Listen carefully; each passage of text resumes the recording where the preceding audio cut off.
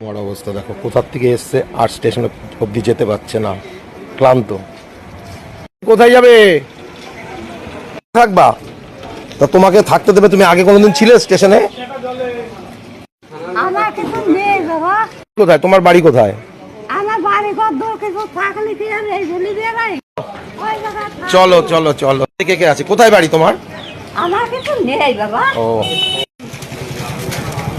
কপালেও জোটে গো। ইস, আসো এদিকে, আসো আসো। কোথায় আপাতত আসো এক জায়গায়। দেখো কি অবস্থা। এই ঠাকুমা কোথার থেকে এসছে জানি না, আমাকে বললো একটু স্টেশনে পৌঁছে দিতে। বসো বসো বসো। ট্রেন দেখো কোথার থেকে এসছে জানি না, আমাকে বললো স্টেশনে তুলে দিতে। আমি স্টেশনে দিলাম, বললো আমার ঘর বাড়ি কিচ্ছু নেই, আমি এখন প্লাটে। কি খাবে খালি নাম বলো। জল খাও, ঠান্ডা জল সব আছে। ভগবান, দেখো মানুষের কত কষ্ট হতে পারে। দেখো আমার সাথে এই রাস্তায় দেখা হলো, বললো প্ল্যাটফর্মে এনে দাও, এখানেই হয়তো থাকবে।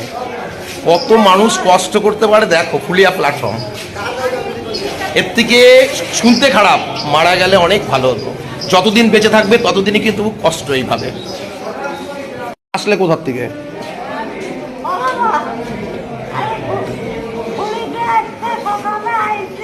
কোথার থেকে? হুলিয়ায়। কোথার থেকে আস? ওখানে থাকলে না কেন?